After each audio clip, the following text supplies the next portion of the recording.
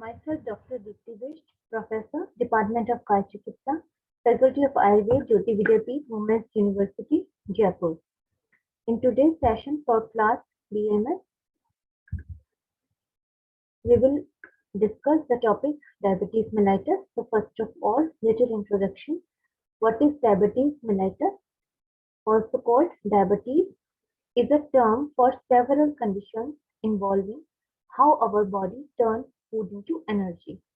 When we eat a carbohydrate, our body turns it into a sugar called glucose and sends that to bloodstream. Our pancreas releases insulin, a hormone that helps move glucose from blood into cells which use it for energy. In body, if body doesn't use insulin like it should, then too much glucose will stay in blood and a condition usually called high blood sugar may occur. This can cause health problems that may be serious or even life-threatening. So diabetes mellitus is commonly known as just diabetes. It is a group of metabolic disorders characterized by a high blood sugar level over a prolonged period of time. Symptoms often include frequent urination, increased thirst, that is polyuria and polydipsia, and increased appetite. If left untreated, diabetes can cause many health complications. Acute complications can include diabetic ketoacidosis, hyperosmolar hyperglycemic state, or death. Serious long-term complications include cardiovascular disease, stroke, chronic liver disease, chronic kidney disease, foot ulcers, damage to nerves, cognitive impairment, damages to eyes. Diabetes is due to either the pancreas not producing enough insulin or the cells of the body not responding properly to the insulin produced. Now types. There are three main types of diabetes mellitus. Type 1 diabetes, which results from failure of the pancreas to produce enough insulin due to loss of beta cells. This form was previously referred to as insulin-dependent diabetes mellitus, IDDM, or juvenile diabetes. The loss of beta cells is caused by an immune response. The cause of this immune response is unknown. Type 2 diabetes begins with insulin resistance, a condition in which cells fail to respond to insulin properly. As the disease progresses, a lack of insulin may also develop. This form was previously referred to as non-insulin dependent diabetes mellitus or adult onset diabetes. The most common cause is a combination of excessive body weight and insufficient exercise. Third type is gestational diabetes. It is the third main form and occurs when pregnant women without a previous history of diabetes develop high blood sugar levels. Sign and symptoms. The classic symptoms of untreated diabetes are unintended weight loss, polyuria, polydipsia, and polyphagia. Symptoms may develop rapidly from weeks or months in type 1 diabetes, while they usually develop much more slowly and may be subtle or absent in type 2 diabetes. Several other signs and symptoms include blurred vision, headache, fatigue, feeling of cuts, and itchy skin. Prolonged high blood glucose can cause glucose absorption in the lens of the eyes, which leads to changes in its shape, resulting in vision changes. Long-term vision loss can also be caused by diabetic retinopathy. A number of skin rashes that can occur in diabetes are collectively known as diabetic dermatome. Now, type 1 diabetes is characterized by loss of insulin-producing beta cells of pancreatic islet, leading to insulin deficiency. This type can be further classified as immune-mediated or idiopathic. The majority of type 1 diabetes of an immune-mediated nature in which T cell-mediated autoimmune leads to loss of beta cells and thus insulin. Although it has been called juvenile diabetes due to the frequent onset in children, the majority of individuals living with type 1 diabetes are now adults. Type 1 diabetes can be compared by irregular and unpredictable high blood sugar levels and the potential for diabetic ketoacidosis or serious low blood sugar levels. Other complications include an impaired counter-regulatory response to low blood sugar, infection, gastroparesis, which leads to erratic absorption of dietary carbohydrates, and endocrinopathy, for example, Addison's disease. Type 1 diabetes is partially inherited with multiple genes, including certain HLA genotypes known as known to influence the risk of diabetes. In genetically susceptible people, the onset of diabetes can be triggered by one or more environmental factors such as viral infection or diet. Type 2 diabetes, reduced insulin secretion and absorption leads to high glucose content in the blood. It is characterized by insulin resistance, which may be combined with relatively reduced insulin secretion. The defective responsiveness of body tissues to insulin is believed to involve the insulin receptor. Type 2 diabetes is most common type of diabetes mellitus. Many people with type 2 diabetes have evidence of pre-diabetes, that is, impaired fasting glucose or impaired glucose tolerance before meeting the criteria for type 2 diabetes.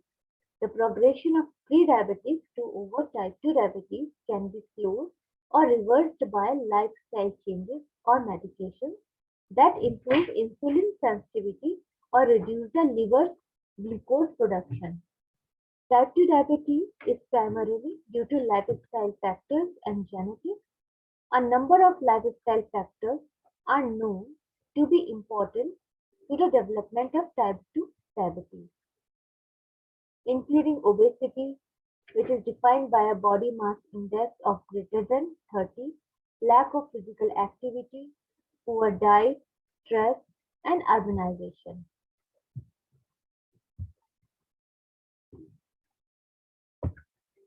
Gestational diabetes. Diabetes resembles type 2 diabetes, occurs in about 2 to 10% of all pregnancies and may improve or disappear after delivery. It is recommended that all pregnant women get tested starting around 24 to 28 weeks for gestation. It is more often diagnosed in the second or third trimester because of increasing insulin antagonist hormone levels that occurs at this time. Gestational diabetes is fully treatable but requires careful medical supervision throughout the pregnancy. Management may include dietary changes, blood glucose monitoring, and in some cases, insulin may be required. Untreated gestational diabetes can damage the health of the fetus or mother. Risks to the baby include macrosomia, that is high birth weight, congenital heart and nervous system abnormality, and skeletal muscle malformation.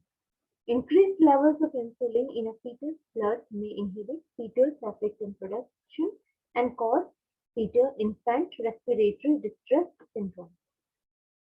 A high blood bilirubin level may result from red blood cell destruction. In severe cases, prenatal death may occur, most commonly as a result of poor placental perfusion due to vascular impairment. Investigation. Diabetes mellitus is diagnosed with a test for the glucose content in the blood and is diagnosed by demonstrating any one of the following. First, fasting plasma glucose level more than 126 mg per day. For this test, blood is taken after a period of fasting, that is in the morning before breakfast after the patient has sufficient time to fast overnight. Second is plasma glucose, which should be more than 200 milligram per dl 2 hours after a 75-gram oral glucose load as in a glucose tolerance test. Third, symptoms of high blood sugar and plasma glucose either while fasting or not fasting.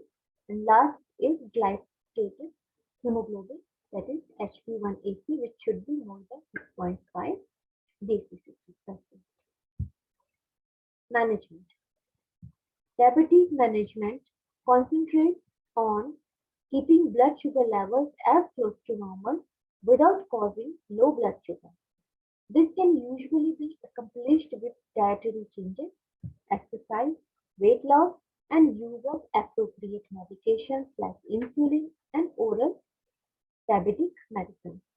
Learning about the disease and actively participating in the treatment is important since complications are far less common and less severe in people who have well managed blood sugar levels. Other health problems that may accelerate the negative effects of diabetes include smoking, high blood pressure, metabolic syndrome, obesity, and lack of regular exercise. Specialized footwear widely used to reduce the risk of ulcers in at high risk diabetics. Oral hypoglycemic drugs. These are classified into following groups. First, the drugs which enhance insulin secretion like sulfonylureas, which are again divided into first generation and second generation. Then another are maglitinide, then DPP-4 inhibitor, that is dipeptidase peptidase 4 inhibitor. Second group, those drugs which overcome insulin resistance like biguanide and thiazolidinedone. Miscellaneous antidiabetic drugs are alpha-glucosidase inhibitors. Some examples of biguanide: metformin, fenformin, sulfonylureas. First generation include acetohexamide, chlorpropamide, tolazamide or tolbutamide. Second generation include glibenclamide, glipizide, glimepiride, gliclazide. Maglitinide group include ripaglinide and natiglitide. Then thiazolidinedone. These are rosiglitazone and pioglitazone. Alpha-glucosidase inhibitor, acarbose, neglitol. Including agonists are acetonitide, liraglutide. DPP-4 inhibitors, sitagliptin, vildagliptin, and actagliptin. Now, this is the summary regarding the anti oral diabetic drugs, their mechanism of action, their site of action, advantages, and main side effects. As we can see, sulfonylureas, they act by stimulating insulin production by inhibiting the potassium ATP channel. Site of action is pancreatic beta cells. Their main advantages is they are effective and inexpensive, and side effects are hypoglycemia and weight gain. Then maglitinide, these stimulate insulin secretion in pancreatic beta cells. They are sulfur-free and side effects are hypoglycemia, weight gain. Biguanide, they act by decreasing insulin resistance. They act on liver. Their main side effects are GIT symptoms, lactic acidosis, and metallic taste. Then pioglitazone group, which again work by decreasing insulin resistance. Site of action is pattern muscle. Their main side effect is hepatotoxicity. Then acarbose inhibits alpha-glucosidase, acts on GI tract. These are low-risk drugs. The main adverse effects are GI symptoms and flatulence. Then sitagliptin group increases secretin. Site of action is GI tract. Now, insulins are given subcutaneously. These are divided into following groups: rapid acting insulin like insulin lispro and insulin aspart. Their onset of action is 10 to 20 minutes and activity duration is about 3 to 5 years. Then short acting insulins are there like regular insulin.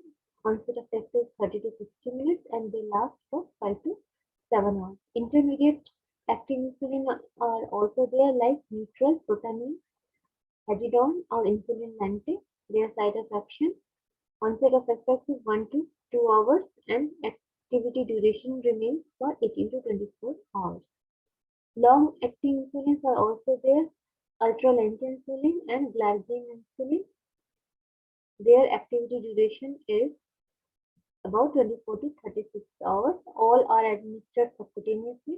Regular insulin can be administered IV, especially in the management of diabetic ketoacidosis, surgery, and during acute infections. Now, indications of insulin therapy. Regular insulin therapy is given to patients who are non-obese, less than 40 years of age, who are oral hypoglycemic agent failure,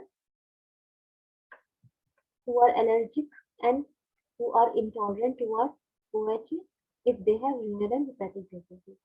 Intermittent therapy is given to non-insulin dependent diabetics with poor control if there is infection, if they are perioperative case in conditions of pregnancy, acute medical emergencies, acute surgical emergencies, or acute metabolic complications.